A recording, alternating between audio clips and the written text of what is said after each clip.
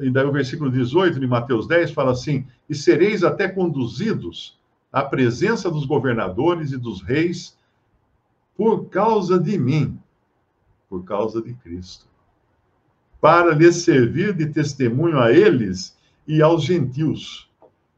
Isso aqui é incrível, porque alguém pode falar assim: puxa, eu vou ser preso para quê, né? Por quê? Que maldade é essa? Para servir de testemunho a eles e aos gentios. Lembre-se que Paulo, quando foi preso, muitos soldados da guarda pretoriana se converteram. E por isso que o evangelho chegou até a casa de César. O que é a casa de César? Família de César. Numa das suas cartas, Paulo fala que a família de César vos saúda, uma coisa assim. E como é que a família de César estava saudando irmãos? Tal? Porque os da guarda pretoriana, aquela guarda de elite de Roma, eles se convertiam, eles iam, eles eram os que guardavam, eles eram os guarda-costas da família do imperador, não é? Então, claro, o guarda-costas fica pertinho das costas e também do ouvido dos seus patrões. E acabavam levando o evangelho para dentro da corte romana. Olha que coisa maravilhosa. E assim o evangelho chegou onde o Espírito Santo tinha dito a Ananias, né, sobre Paulo: esse é um vaso que eu levarei para ele levar o evangelho aos reis. Ele iria levar o evangelho a lugares que antes um Pedro pescador ou um João pescador não teriam condições de ter acesso, mas lá estava Paulo, então, que teria acesso a esses lugares. E quando vos entregarem, e como a gente fala, será de testemunho a eles, pensa assim: cada cristão é um testemunho de Deus nesse mundo. É um testemunho de Cristo nesse mundo. Então a pergunta é: o que eu estou fazendo com a minha vida? De que eu estou testemunhando? Ou de quem eu estou testemunhando? Estou servindo para testemunho de Cristo? Ou não sirvo para nada? Mas eu não tenho oratório. Não é nada. Tem nada a ver com oratório. Aquela escrava de Naamã, que havia sido sequestrada dos hebreus, porque ela era um produto de guerra, né? Ela era escrava de Naamã, porque os exércitos de Naamã tinham invadido lá a terra de Israel, e certamente, quando havia essas invasões, havia guerra, levavam todos como escravos. E ela era uma menina que tinha sido levada como escrava. E o que ela faz? Na casa que ela era uma escrava, ela podia falar assim: não, eu sou só uma escrava, eu não tenho condições de ter... minha filha, você é uma escrava de um poderoso general do exército inimigo. Vai lá, fala para ele. E ela fala para ele.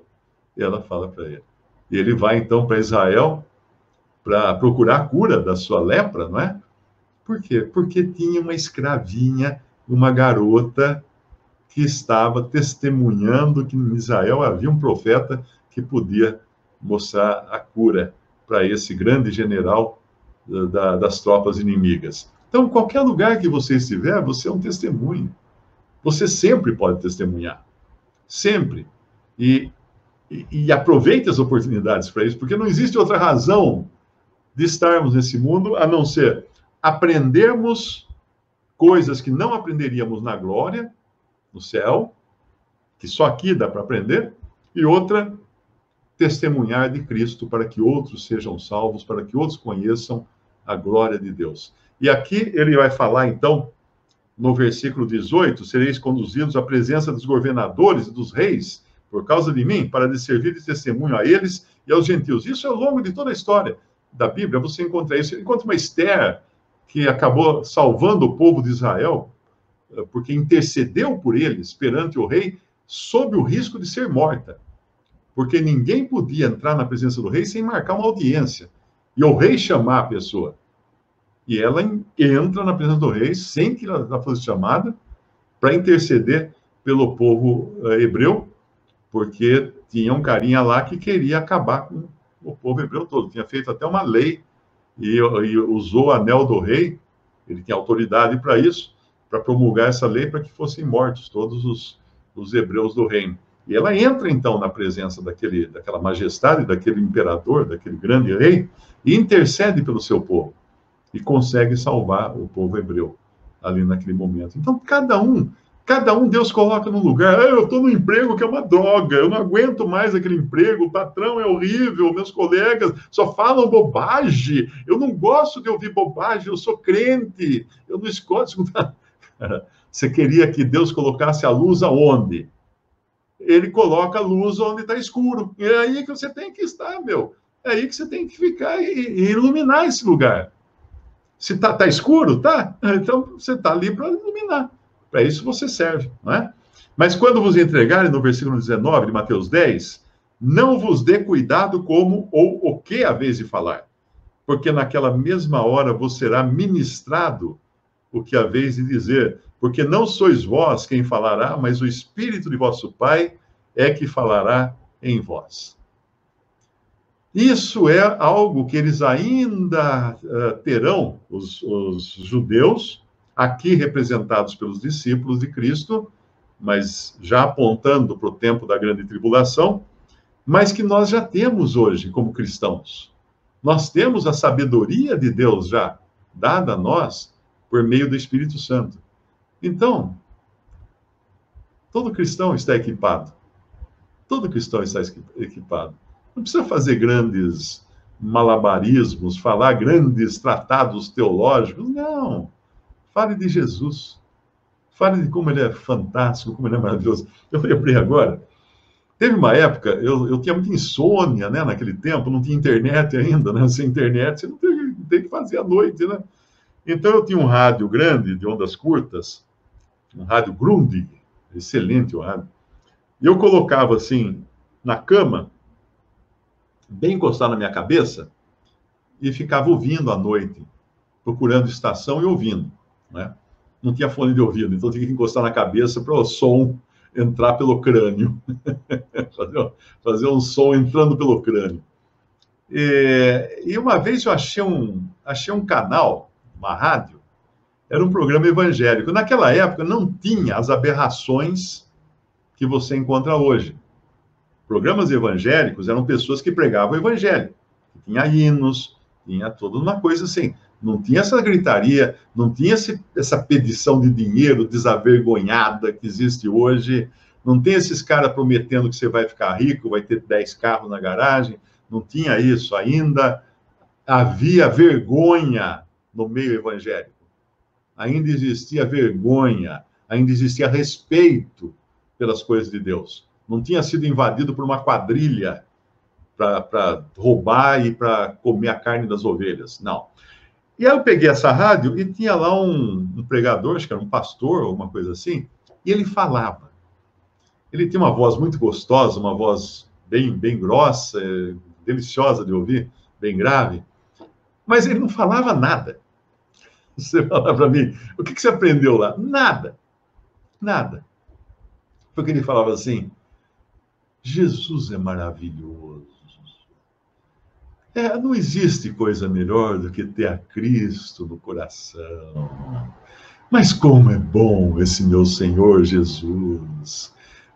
Ele morreu por mim. Isso é maravilhoso. Eu me emociono só de pensar ele dando a sua vida por mim. Como Jesus é maravilhoso. Ele só falava isso. Mas esse só, ele estava falando da coisa que tem maior substância em qualquer discurso, em qualquer pregação do Evangelho. Jesus. Falar de Jesus. E falar de como é maravilhosa a sua obra, de como é maravilhosa a sua pessoa. Então você não precisa muito para testemunhar de Cristo. Fale de Cristo. Você o conhece? Então fale dele. Você já viu uma pessoa que se apaixona por outra? Se aguenta ficar perto dessa pessoa? Né? O seu amigo se apaixona por uma garota, o que acontece com ele? Teve um irmão assim, não está mais entre nós, mas ele faleceu anos atrás num acidente de avião, e ele tinha se apaixonado por uma irmãzinha, e ele foi ficar, nós morávamos em São Vicente nessa época. Ele foi levado um casal de americanos, que iam ficar lá conosco também, e chegou lá, à noite, o casal foi dormir, a minha família toda foi dormir, as crianças, né, foram dormir, e eu fiquei com ele na sala, acho que eu e ele estavam dormindo na sala. Eu não aguentava mais, ele não me deixava dormir, ele só falava nela, ele só falava como ela era maravilhosa, como isso, como aquilo, ele estava apaixonadérrimo. Não durou muito tempo, né? Ele era uma pessoa bastante assim, bastante apressada. Mas se você deve conhecer alguém que é assim, que ama uma pessoa e fala tanto dessa pessoa que não tem outro assunto. Para ele é o melhor assunto do mundo. Cristo deveria ser assim para nós, o melhor assunto do mundo. Tá bom, você gosta de futebol, você gosta do Corinthians, de vez em quando você fala do Corinthians, né?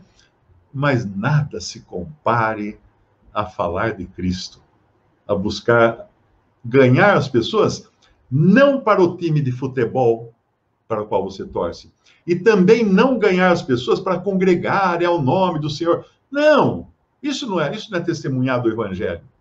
Ganhar as pessoas para Cristo. Ganhando as pessoas para Cristo, elas vão estar na verdade. E aí o Espírito Santo vai encaminhá-las a toda a verdade. Se elas, claro, desejarem fazer a vontade de Deus, né? Se alguém quiser fazer a vontade dele, o Senhor Jesus falou isso, conhecerá acerca da doutrina. Então, aquele que quer fazer a vontade de Deus vai conhecer acerca da doutrina.